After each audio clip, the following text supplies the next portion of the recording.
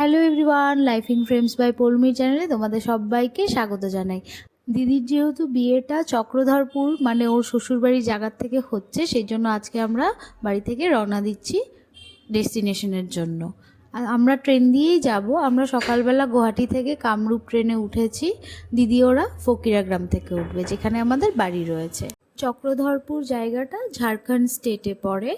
আর সেখানে আমরা পৌঁছবো, প্রথমে আমরা কলকাতা যাব মানে হাওড়াতে যাব, তারপর আবার ওখান থেকে অন্য একটা ট্রেনে চক্রধরপুরে পৌঁছাবো। অনেকগুলো লাগেজ হবে বলে দিদি বঙ্গাইগাঁও স্টেশন থেকে ট্রেনে উঠেছে, কারণ কি ওইখানে একটু বেশি সময় থামে। আর মা ওরা ফকিরাগ্রাম থেকে উঠেছে। রাত্রি হয়ে গেছে, আমরা ডিনার করছিলাম। দিদি হাতে নেল এক্সটেনশন করিয়েছিল বলে মা ওকে খাইয়ে দিয়েছিল। খাবারগুলো মাই সব বাড়ি থেকে তৈরি করে এনেছিল। মায়ের হাতে অনেক দিন পর খেয়ে আজ খুব ভালো লাগলো। তারপরে এনজিপি স্টেশনে এই দিদি, জিজু আর দিদির মেয়ে আমাদের সাথে দেখা করতে এসেছিল। ভাগ্নির যেহেতু এক্সাম আছে, সেই জন্য ওরা যেতে পারবে না বিয়েতে। আমাদের ডিনার হয়ে গেছে, আমরা শুয়ে পড়েছি সবাই।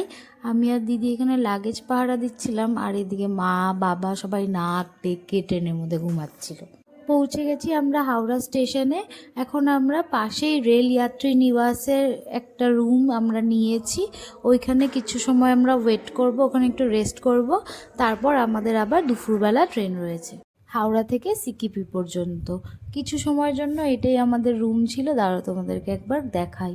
যেহেতু 2-3 ঘন্টারই ব্যাপার, সেজন্য আমরা একটাই রুম নিয়েছিলাম, ট্রিপল বেড থাকা। সবাই আমরা ফ্রেশ হয়ে নিয়ে ব্রেকফাস্ট করে তারপর বেরিয়ে গেছিলাম।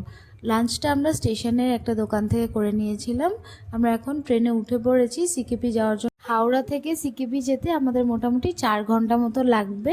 আমাদের ট্রেন ছিল 2টোর সময়, আমরা পৌঁছে যাব 6:30 মতো। পৌঁছে গেছি আমরা হোটেলে। চলো তাহলে ভিডিওটা এখানে শেষ করছি। ভিডিওটা ভালো লাগলে লাইক, কমেন্ট আর সাবস্ক্রাইব করে দিন। Bye bye.